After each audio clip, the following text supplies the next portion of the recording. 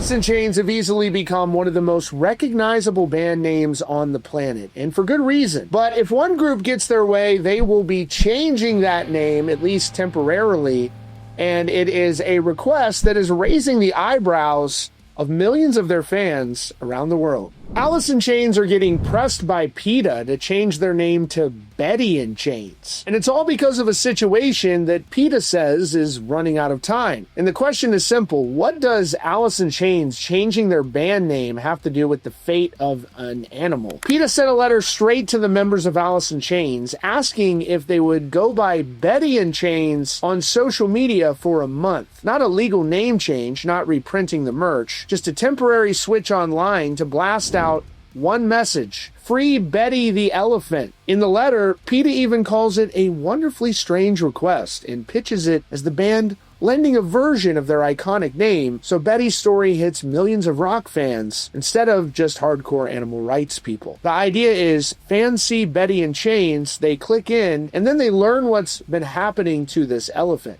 So who is Betty? According to PETA, Betty is a 56-year-old Asian elephant who was taken from Thailand as a baby and has spent decades in U.S. circuses, most recently with the Carden Circus. They say she's forced to perform and give rides in roughly 300 shows a year, even though she's elderly, disabled, and badly worn down. An elephant expert who examined Betty this year warned that she's at risk of catastrophic and likely fatal collapse if she isn't retired to a proper sanctuary soon. His report describes her shuffling on stiff front legs with a weakened, almost half-paralyzed trunk that often drags around on the ground. PETA has been branding her as the world's most depressed elephant and backing that up with footage and photos. Betty standing still with eyes closed, trunk down, nails cracked, carrying people on her back when she can barely walk right. They've been protesting Carden Circus stops around the country with a 20-foot inflatable crying elephant and Free Betty banners, pushing people to boycott the shows and flood regulators with complaints. Now, that's PETA's side of the story. Carden Circus, on its site and in social media, says they're committed to ethical treatment of their animals, talking about respect, trust, and proper care. In at least one city, local animal welfare inspectors said the circus on site met expected standards with the right records and licenses. So you've got animal welfare activists and a specialist vet on one side, and the circus plus local inspectors saying we're compliant. So far, though, the band themselves are staying quiet.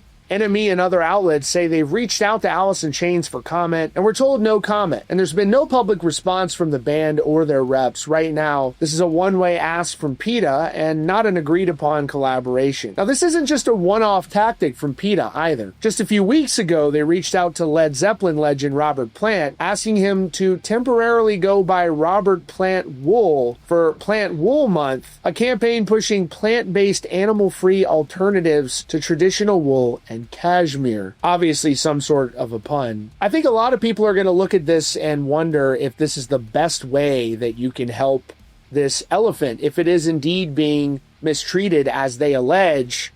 Is changing your Instagram profile. I mean, if I'm an elephant and I feel like I'm suffering or I'm not in a good place, and the people that I want to help me are calling up a rock band that is completely uninvolved and asking them to change their Instagram handle, I'm not going to be a very happy elephant. And of course, it's good to get this elephant story out there. You want animals to be treated well. And I also think you put these bands in sort of a tough spot if they understandably and reasonably wouldn't want to change their band name for various reasons.